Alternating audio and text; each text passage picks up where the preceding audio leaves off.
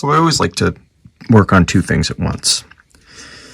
So my little project here, to go along with the bigger one I'm still working on, is this Zenith. It's a 6D539, I think. Trying to get better model numbers. You can see it's in pretty good shape. This is the chassis of it. It's got this very cool black and blue dial. I think this is a 1942-41 model.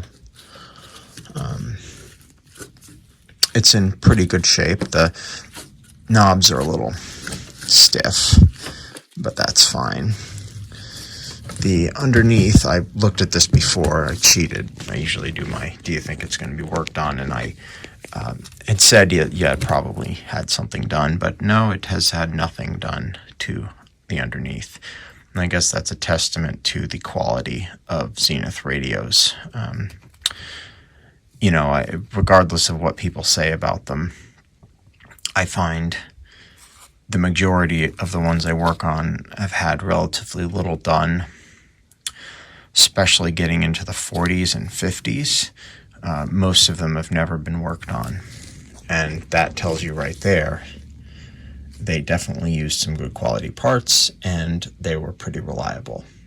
So this, obviously, you can see has some of the rubber wiring. Some of it's bad, like this piece here that will probably need to be replaced because I have to remove this to get to a hidden, can't even see it, hidden capacitor under there. So that's fine. There may be some more wiring that needs to be changed as well. I noticed a lot of it actually is in pretty good shape. I mean, it's not too bad compared to others that I've worked on with this rubber wiring. It is a little cramped. I think the filter caps, there's 3 of them, I think. And they are in this can, which you can kind of see over here. What I might do, because it is pretty tight, is I might actually cut the can open and restuff it. I hate doing that because it's a pain, but you know, it does make things easier and it's probably worth it. It's a pretty nice radio. It's probably, the cabinet's in good shape. I'll show you the cabinet if I haven't. I can't remember if I did. Might have recorded a video on it. It's got a couple replacement tubes, but you know, nothing significant. It has the wave magnet antenna, which is fantastic. Anything with these antennas is always very sensitive. It also has an RF stage, so that should boost performance a little bit more. And it's got shortwave, which, how does it go up to? 5.6 to 16. So that's that's all the bands in one, 19 to 49 meters, and it's like, you know, you're sitting there like, do I have it? Do I have it? Let me just wiggle it. You know, it's like impossible. It's so tightly compressed. It would be difficult to receive anything on this, unfortunately. So it's not really a shortwave radio. It's like a radio that someone would have said, "Oh, it has shortwave. I'll buy it." You know, to listen to AM, which is primarily what it does. So that's kind of cool. You know, the chassis is kind of unusual. It's a curved chassis. I believe it has a field coil speaker, so I have to check that, because if that's bad, that's kind of the end of the project, unless I can find another speaker. Okay, I checked the field coil. It measures 504 ohms, so that's fine. It's always kind of interesting which wires go bad, and in this set, it seems to be the gray ones are bad. Now, you can replace this or you can leave it. I like to decide based on where it is and if it's touching anything. So that gray one will probably get replaced. Some of these other ones, like these, are fine. So, you know, this was I want to say like an experiment for many companies. They used this natural rubber wiring, which, unlike PVC, which is what we use now, it just doesn't last and it goes bad. So it is what it is. They didn't know that. No one knew that. So that's fine. A lot of capacitors to replace. I see 2, 4, at least 10 paper caps. So that's fine, plus the 3 electrolytics, which I could squeeze in under here if I wanted to. But so since I have to replace this capacitor anyway, you can see I did the safety cap. I'm going to check this resistor, because that's on the output tube, and sometimes those like to go high. So I'm going to check that. That's a needed part. So that resistor measures 508K. It is a 470K. You can see the yellow, magenta, and yellow. So that's 47 and then K. So that does not need to be changed. Now you might say, why do I use this heat shrink kind of stuff on the wires or the leads? Well, the simple reason is that it prevents shorts. So you can see how close some of those leads are to other tube pins. Now typically they wouldn't touch, and you know, if I'm putting this together, I would generally not put it near anything. However, if it's just a little too close, it can arc. And not for anything else, but let's say you just go ahead and do like I'm doing and just change all the capacitors in this and assume it's going to work. Say your radio worked before, right? Maybe you plugged it in. I didn't. I am sure the filter caps are shot. Actually, I can see them leaking, so it's not going to work. But, you know, let's say, for example, it did work, and you change all the capacitors, you don't put this stuff on the leads, and you find that the radio doesn't work anymore. Well, that's a recapicide. That is, you change the capacitors and kill the radio. And sometimes it's as simple as something is touching something else, and you know, you've changed 15 capacitors and you can't see it because you can't figure out which one at which point the radio stopped working. Now some people say, well, why don't you play the radio? Change the capacitor, play the radio. And you could do that. That's not wrong. That's a good way to do it, especially if you're just starting out restoring radios. I don't really do that. I mean, first of all, you know, this came to me as non-working. Well, I was told it wasn't tested, which probably means the guy plugged it in and it hummed. So, you know, this filter cap obviously is bad. You can see it leaking black tar, so clearly that's not any good. So I know it's not going to work. I could change the filter caps and plug it in and see if it works. Yeah, that's totally valid. I could do that, and once it works, then I could go ahead and change the rest of them. I don't want to do that. I just don't. I'd rather just get this over with, change them all. I want to power it up and have it play perfectly. I don't know, that's just me, but you can do it how you want. But anyway, I really find that putting sleeves, like, I mean, they did a little bit from the factory, but, you know, these parts were bigger. They didn't need that. These, you know, clearly there's a lot of exposed component lead there. So, you know, I find it a very useful tool to eliminate some of the issues that can result from changing parts. Alright, so I went ahead and I changed all the paper capacitors, including the one that was buried under here. I had to replace one wire. There's definitely some wiring here that's not in the best shape. I think what I'm going to do, I was going to originally restuff this capacitor, and then I'm thinking about it, and to be honest, a lot of this wiring needs to be replaced anyway, so why am I cutting it open, doing that whole thing, when I could just position them under here and put them in a place where they, you know, they'll fit. And, you know, the B minus, which is here, that runs all throughout the set, so I can find a negative position for any of them anywhere. Okay, I went in here and I changed all the capacitors. I was able to actually fit these electrolytics underneath. There's 3 of them. This is an air connection, but it is very solid. It is not going anywhere, so I'm okay with that. Changed several wires here. I didn't go crazy. This was not a rewire. My goal here was just to get it to be working.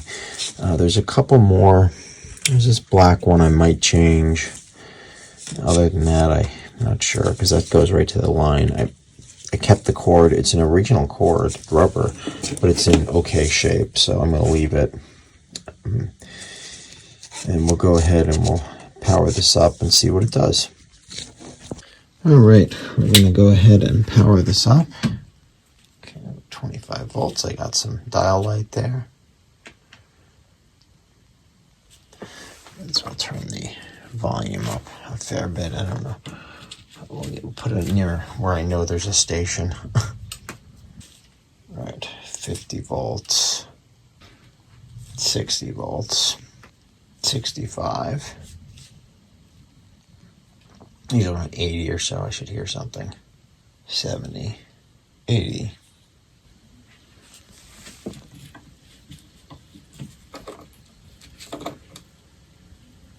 Hear something.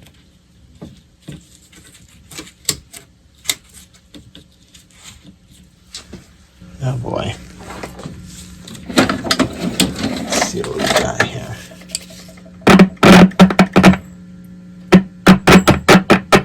So we got some audio coming through, that's good.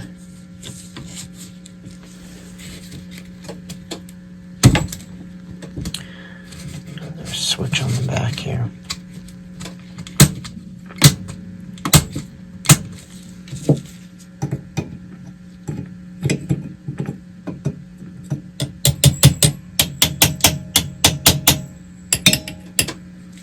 It's a Lochtel tube.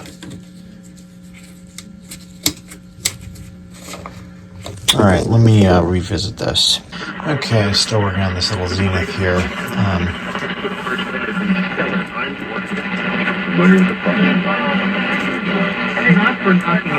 Obviously it's working. Shut it off. So the problem I was having here is that the light kept going out and the radio would die, and I'd tap on the chassis and whatever else, and same thing. So I figured out that this is a 35L6 is intermittent. It's this one here. I do wonder, sometimes these pins get a cold solder joint. I can try to do that later. What I did was I put a 50L6 in it, which is fine. It'll work just fine with a 50L6. It'll work with either 35 or 50. So pretty happy. I just had this hooked up because I wanted to see if I was getting B+, and I am. So clearly it's working. I'm going to turn it around. I'll power it up again and make sure it's still working. So one thing here about the... After the courtroom proceedings, Santa's talked to news my reporters. phone.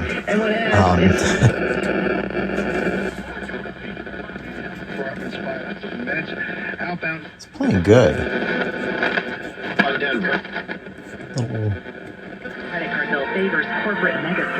I'll just do a quick IF alignment here by ear. So the quick way to align one of these without a signal generator is go to 600. Thursday, periods of rain with a high near 50. It's pretty good. This is meteorologist Paul Fiorek on WICC 600 AM and 107.3 FM. WICC 600 AM at 107.3 FM. Southern Connecticut's news update. Good afternoon, I'm Chris Williams with WICC News. Your top story of the afternoon, the repeat of last year's Bridgeport Democratic I don't hear much of a primary difference, for mayor but is being held On TV, just outright. decently sensitive. From about 12 to 16 in that range. It'll be a big win.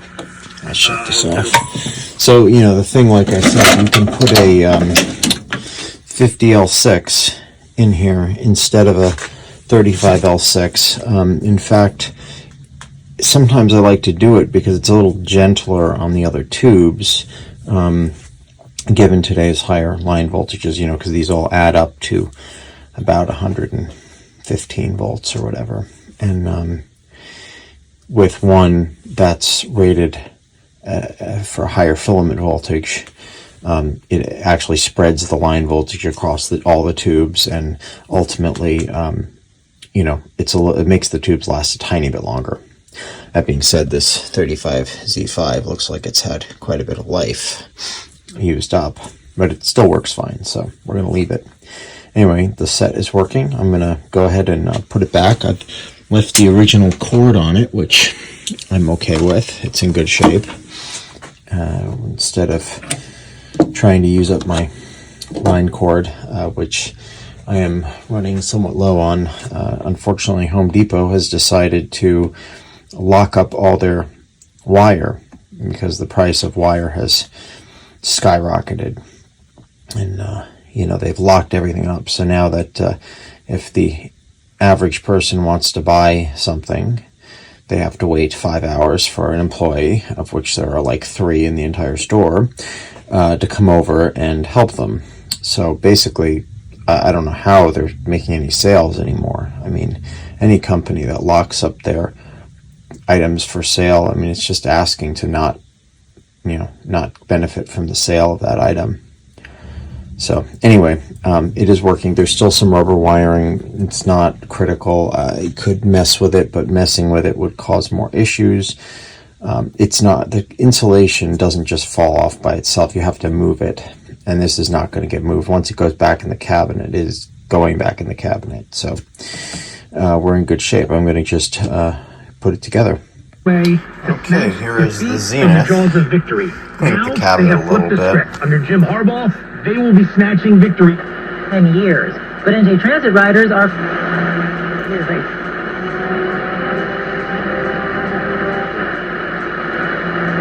Small exotic rodent. The man bought most of him. All of it announced. Harrison Station. Very sensitive. Now the news.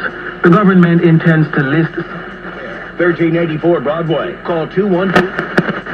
Little No, it's drop not. in the No, it's not. tube bus with 660. It's Eric here across the nation. 600 our local station. Been summoned to the vast right-wing conspiracy. Public Invasion, meaning that. Of Route 112 in Coram. It was then taken to a Sounds nature very center in nice. Smithtown, able to heal.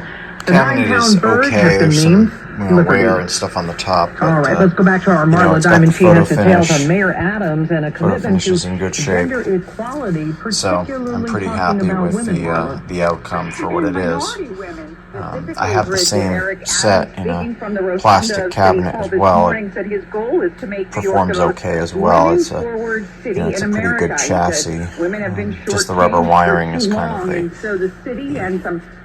unfortunate part about these, but dial was really cool. I love the blue, including the transgender blue and black women. looks really. The mayor's Women Forward NYC plan.